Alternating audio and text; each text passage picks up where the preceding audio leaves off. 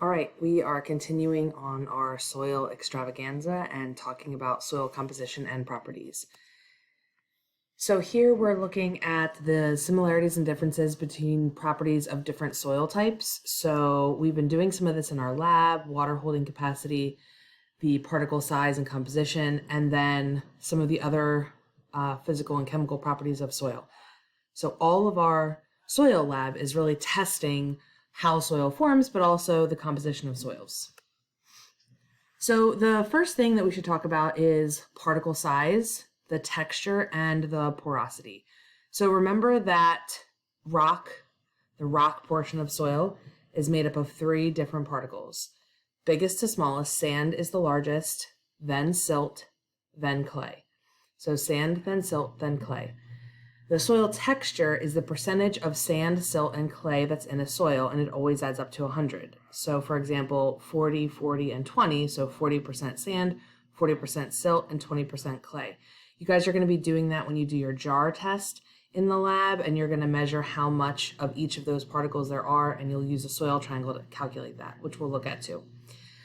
Because sand is bigger, it has bigger pores, which means more empty spaces between the particles. That allows air and water to enter sandy soil easily. Think about it at the beach, right? The waves come up and then the water filters quickly down through the soil and you never see it again. Clay has the smallest pores, the smallest spaces, so it's harder for air and water to enter clay-heavy soils. Think about around here we have clay-heavy soils, and when it rains, after a certain amount of rain, the water starts to pool on the surface because no more water can saturate the soil. So when we look at those things, the particle size and the texture, we then look at the porosity, which is the amount of pore space a soil has. If there's more sand in a soil, it's more porous, which means, or has higher porosity, which means it's easier for water or air to enter. So higher porosity means more space between the particles, which means water, air can flow through it quicker. More clay in a soil means it's less porous or has less porosity, which means it's harder for water and air to enter, which means you're going to have less percolation of water through the soil than if you have more sand.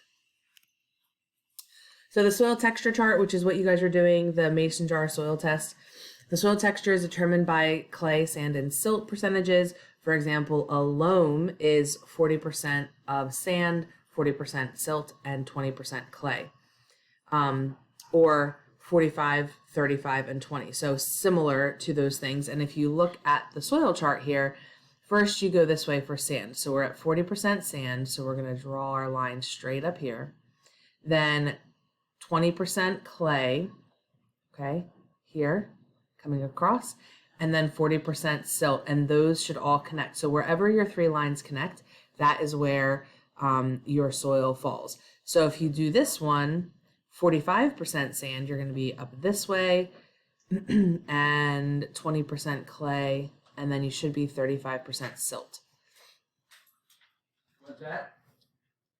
All right, so let's find the percentage of sand, silt, and clay of the blue circle here. It's going to be what we just did, right? So if we looked at a sample that was mostly clay, all right, let's say it was only 20% sand, that line goes all the way up here. And then let's say it was only 30% of the clay then. So we're at 20 here and 30, and our last is silt.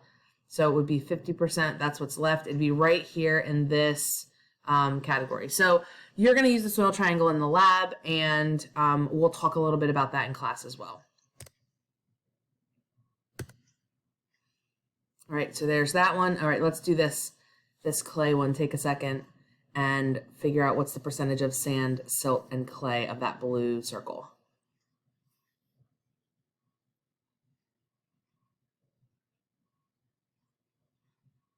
Okay.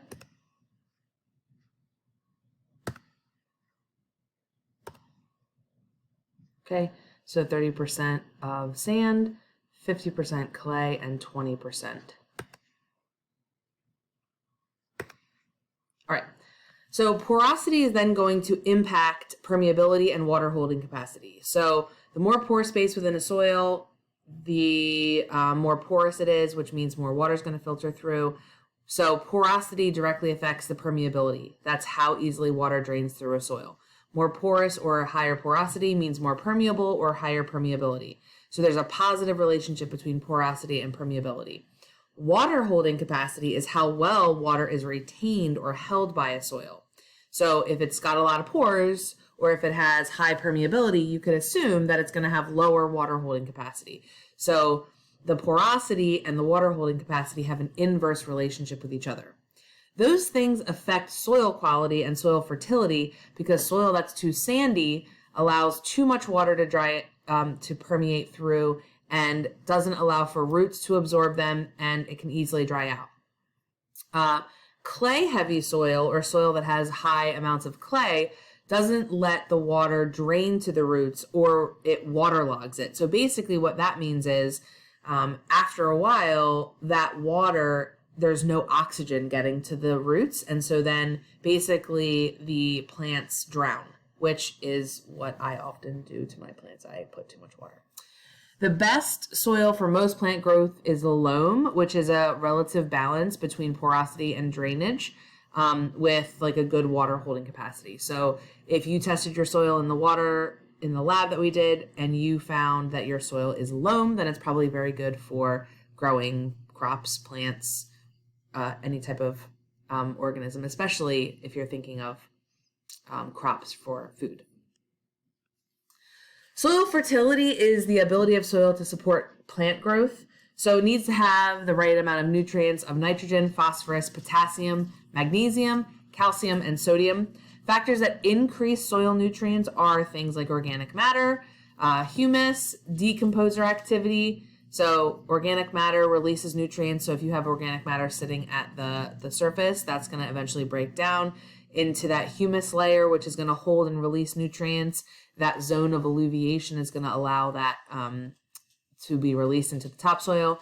The decomposer activity's job is to recycle those nutrients. Clay, the negative charge bonds to the positive charge of the nutrients. So clay actually can hold on to a lot of nutrients in it. And then bases like calcium carbonate come from limestone. So depending on the type of rock the soil comes from, that's going to impact whether or not it can hold on to a lot of nutrients or if it's going to be a more acidic soil.